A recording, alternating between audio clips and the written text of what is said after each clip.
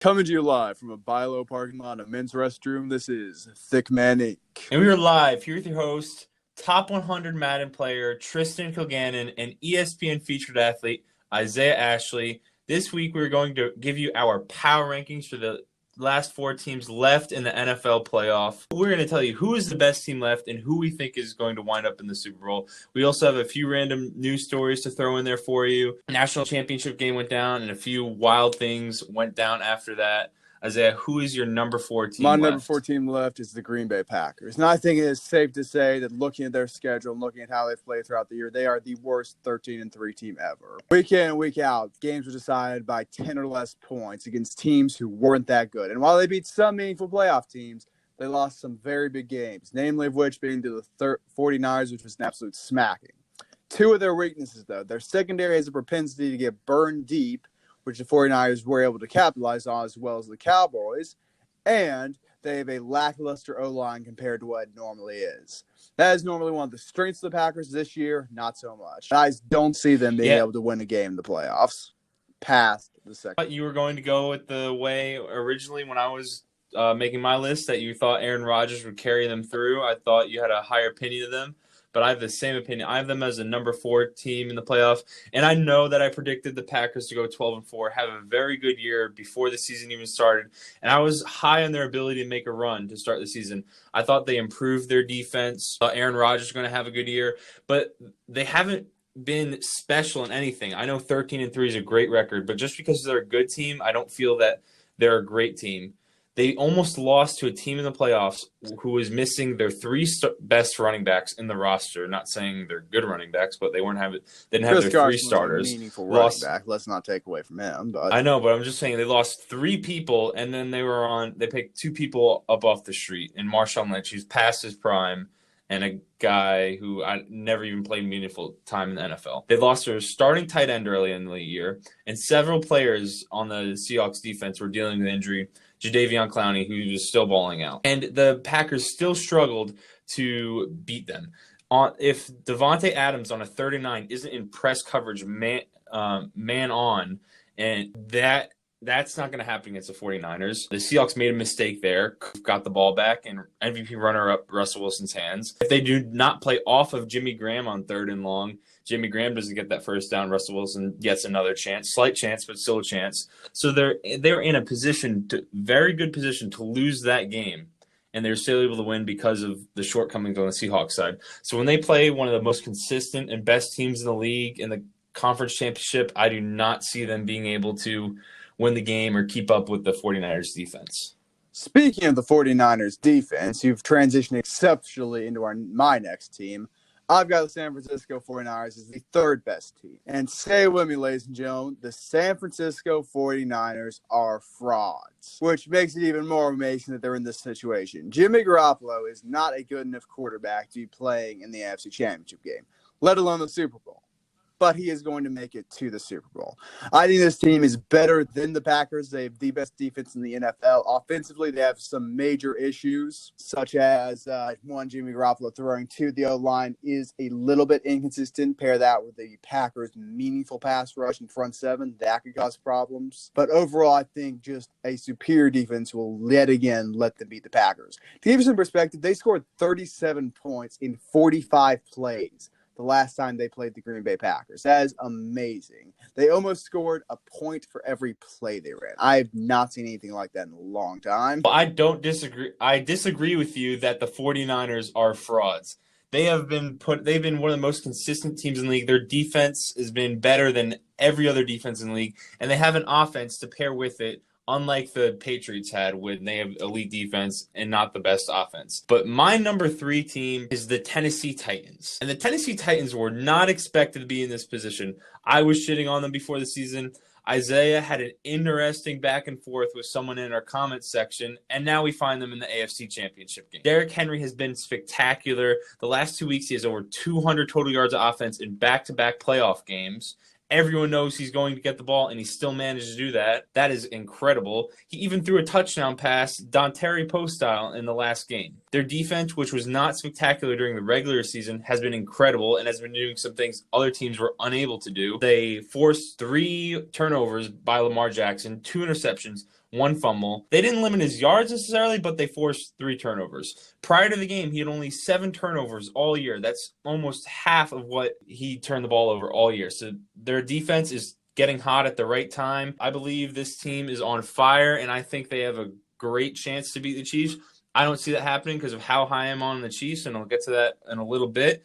But I think the Titans have impressed a lot of people and are getting hot at the right time. I don't see how you put them in front of the 49ers. They're clearly a much better offensive unit, and their defense has been comparable in the playoffs. But I have the Chiefs as my number 2 team. You just talked about them a little bit. I think the Chiefs are a great team, and normally on paper, I'd say they're better than the Titans, whose last team I haven't named yet. But I think this is a terrible matchup for the Chiefs, the worst matchup they could possibly get, and they have gotten it in the AFC Championship game. There is not a single person on that Chiefs defense who can consistently tackle Derrick Henry. And yes, I know they've got Chris Jones. I don't think he's going to get ran to at all. They're just not going to run to one spot in the interior of the D line. That's not a big deal. And yes, they have the honey badger, Tyrann Mathieu. I don't think Tyrann Mathieu can stop Derrick Henry. He can certainly limit Ryan Tannehill. A lot of people can do that, but they're not stopping Derrick Henry. And if they so choose, if they overcommit, if they sell out, if they bet everything on their ability to stop the run, Ryan Tannehill, I know I just joked about him a second ago, he's not a terrible quarterback. He's going to hit a little play action. He's going to find A.J. Brown deep. He's going to make something out. He is a great game manager, which is what he needs to be for this team to succeed. And I think it's a superior matchup that elevates them above the Chiefs. Chiefs are a very good team, but they're too weak on defense to be my number 1 team. While I agree with you on the Titans being hot and their run game being impressive, you have to remember what the Chiefs just did. The Chiefs put up 24 points. I'll do my number 2 team first. So my number 2 team is the 49ers. Their defense is known for being prolific. I think they have much more talent than the Titans on the defensive side of the ball, and they have a very balanced talent on the offensive side of the ball. Jimmy Garoppolo gets a job done. They held the Vikings offense to, I think, less than 200 yards of offense, Not which a is lot. incredible with all the weapons they much have. Offense going on last weekend. They held Kamara against the Saints in check for basically 0 yards. The rookie Deebo Samuel has been getting better every week as a receiver, and I think their defense has been in front of the pack the whole year. As you said, they're going to be able to beat the Packers, and I just have them above the Titans. You mentioned the Saints game. You leave out the fact the Saints also scored about 1 million points that game. Sure, they held Alvin Kamara in check, but they also got torched. Well, what do the Titans do? They run the ball every time. So if it came down to them in the Super Bowl, that's why I have the 49ers above the Chiefs. I get Going to the Chiefs, you have to remember what they just did. It doesn't matter if their defense isn't good enough. First of all, the Titans was one of their best offensive performances all year against the Ravens.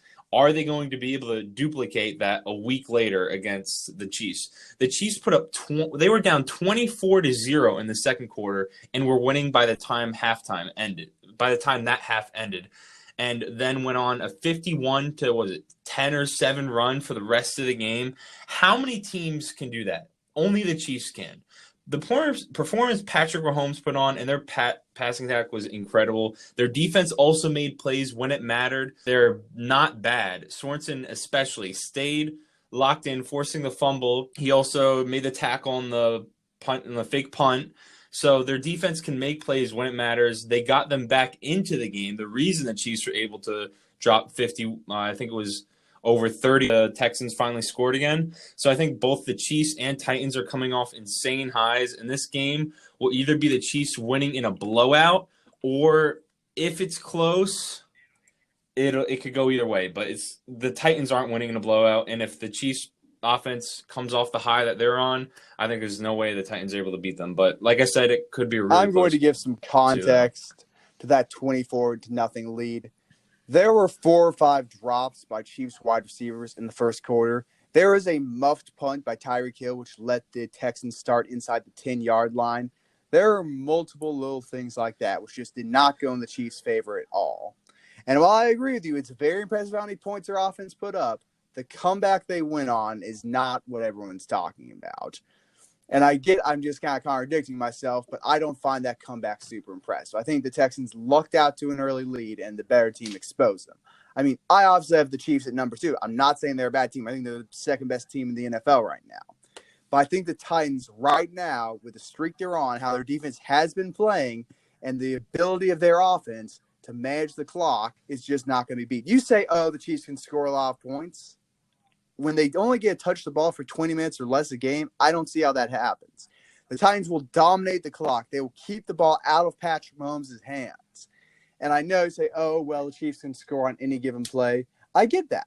So can the Titans, but they aren't going to. Derrick Henry could bust off a run any given time, but they are going to take 4, 5, maybe even 8 minutes, up to 8 minutes off the clock with one single drive and just play keep away all game. And I think they're a good enough team to do that to the Chiefs. Hence why I think they're better than them and are going to win the AFC Championship. I don't think any defense can really slow down the Chiefs. And what if the Titans get unlucky 1-2 times? Ball control games tend to be very close games. You can't really dominate a game just playing ball control. As far as the score goes, you obviously can dominate the game, but you're not going to blow. If the Titans, if they mess up something, 3 and out, Derrick Henry miraculously fumbles, they throw an interception or something, then the Chiefs can score 2 touchdowns very easily. And there's no defense that can really slow them down. They just put up 51 points in 3 quarters, down 24-0.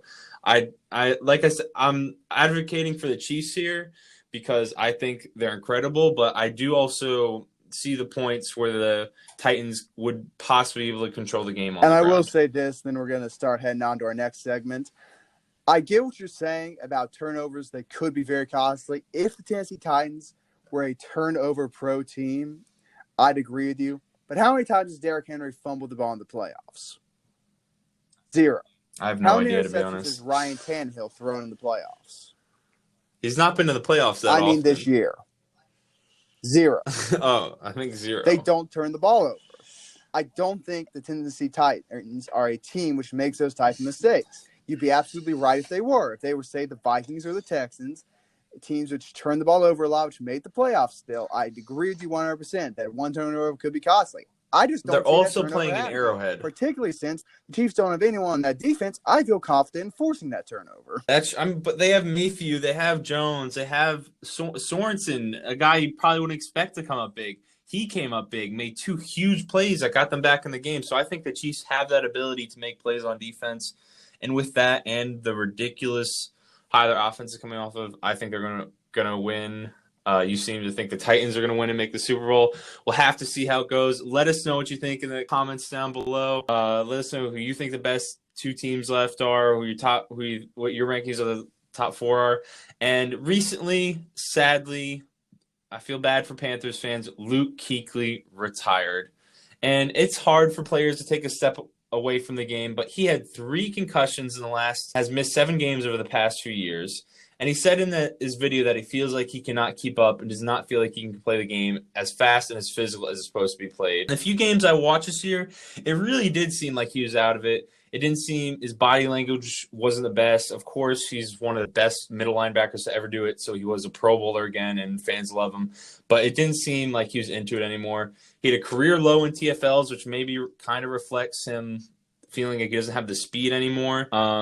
So I feel happy for him. I feel like it was the right decision, and I think a lot of Panthers fans feel that way also. Yeah, the people who are sad about this are the people who don't care about Luke Kuechly's long-term health. This is a great thing for him and a great thing for football that he's stepping away from the game. It is yet another instance, much like Andrew Luck, of showing that players can step away after they've been paid for their own well-being, which is what they should be doing. And this is an even better case because Luke is stepping away primarily due to concussions. This is the right move to make, but this right move leaves the Panthers in a very awkward situation. The one centerpiece of their defense, the consistent rock who was always there, he thought was going to be there for 5-10 more years, is gone.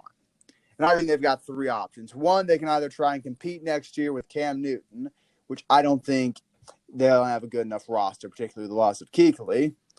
They can blow everything up and try and get Trevor. Thing is, I'd say about 5-6 other teams in the NFL will be doing the same thing next year.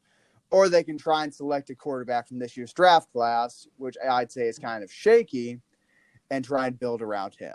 None of which are good options. The Panthers are in a terrible spot for the future. And we're just going to have to wait and watch and see how this plays out for him. I don't think a lot of people are expecting him to be a centerpiece of the team for another 5 to 7 years, because most of the people that I talk with just around were like, yeah, I'm not really surprised. And I honestly wasn't that surprised when I saw it because of all the concussions he's had. And like I said, it seemed like his body language was off with the games I did watch. So were you surprised by it? I was kind of shocked by it. You act like all? he didn't play all 16 games. And he wasn't 20. He's not even 29 years old. This is a young retirement. Again, happy for him. Good for him. Glad he's doing what's best for him. I mean, I guess I'm not that shocked just because of what happened with Andrew Luck and what's happened with a few other players retiring early. And I think that's why some people aren't that shocked by it necessarily. I think it's a surprising move for the league. All you need to do to see that is go on Twitter. The reaction to that was the one of utmost shock, but that's not really our point in this about people being surprised or not. We wish Luke Keuchly and his family the best. He's an incredible man, smart enough to do whatever he wants away from football. Maybe he can go be a doctor. Maybe he can be a coach. He can do anything. Hopefully he joins the Giants as a linebackers coach. I don't think that helped too much. I think it would help.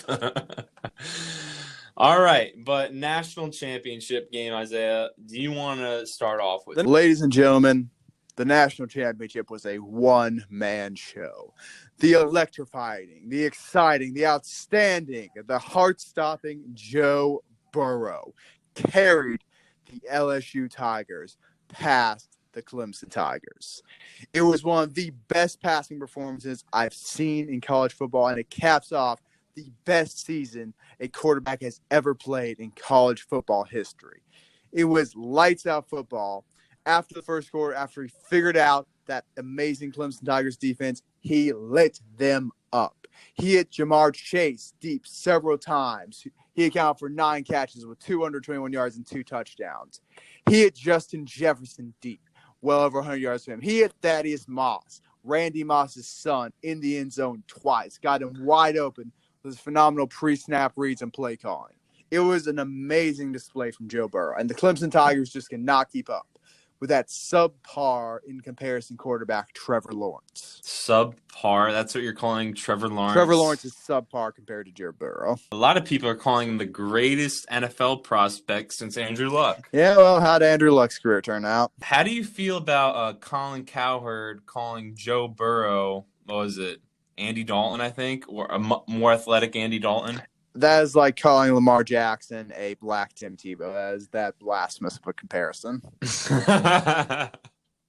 All right, but for me, for the game, I thought Clemson had a very good chance at winning. I thought they were on a 29-game win streak coming into the game, so I thought they might have a chance at rolling through and continuing that win streak. And then they're up early. I thought at that point, doesn't look like LSU hasn't figured out. LSU isn't what we all thought they were.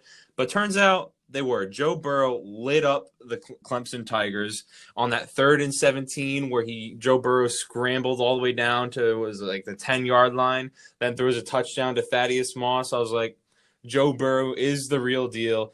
LSU is a real deal, and I think it's going to be very hard for Clemson to get back into this football game. And Joe Burrow proved why he's going to be the first overall pick in the NFL draft, and the Bengals should take him. And it is impossible for the Bengals to pass him at this point unless a team trades up with him and mortgages their future and gives him 5 or 6, like 5 first-round picks.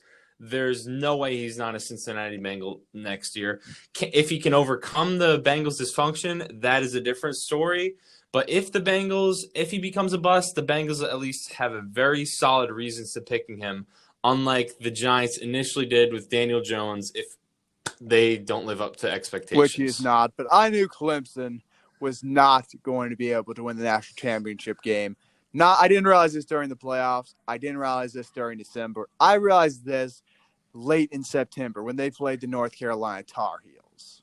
And they won that game 21-20. And they won that game because UNC's coach decided to go for 2 instead of kicking a field goal and sending the game to overtime. A game which his team had just drove down the field and tied up with Clemson.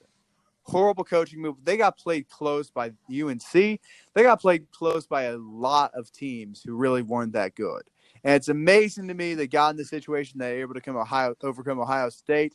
Exceptional comeback there, I guess, credit to them. But I just didn't think They Clemson wouldn't was even all have been that. able to beat Ohio State. And, I mean, they wouldn't have even really been able to beat Ohio State if the receiver runs the right route and doesn't run a corner instead of a post. Well. And it's in. I do not like looking back on that game and doing what if. I don't think that's happening. I mean, think it's obviously, here and now of last Clemson's. Monday. I mean, Clemson's still a very good team. So props up to LSU for beating them. But a few antics happened after the game. You had Odell handing players money, dapping them up. Then you have players in the locker room smoking cigars. Odell then goes on to slap a cop on the ass, kind of tell him to pipe down. What were your thoughts on some of those altercations? Well, ladies and gentlemen, it is in fact illegal to smoke indoors in New Orleans. So that's why the cops are in the locker room, kind of discouraging the cigar smoking. Good old Joe Burrow almost got himself arrested because he was refusing to put his out, but that's neither here nor there. There is a warrant out for Odell Beckham's arrest. And to me, this is comical.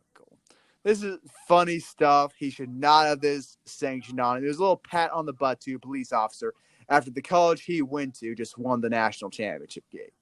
And if I'm the district attorney and I'm sitting there and a little case like this comes across my desk for minor battery of an officer and I see the video, I'm just calling the police chief and saying, hey, what the hell is this? Why is this on my desk? You better apologize to Odell Beckham Jr. That won't happen because bureaucracy, but oh man, this is just such a stupid situation. I completely agree with you. I mean, the players in the LSU locker room are ecstatic. They just won the biggest college football game of the year, and they won it in pretty dominating fashion. And then they have cigars to celebrate. And what's wrong if they smoke indoors? I understand it's a law, but given the circumstances, the cops don't necessarily have to enforce that law there. And Odell's basically just telling the cop, yo, chill down a little bit. Probably very drunk at this point, or somewhat drunk. Gives a cop a little slap on the ass. Possibly You're telling me the cop wants candy. Possibly, there was that other video of him with a white substance in a pizza box that came out last year. While it was with the Giants. So, it was with the Giants, so that would have been over a year ago.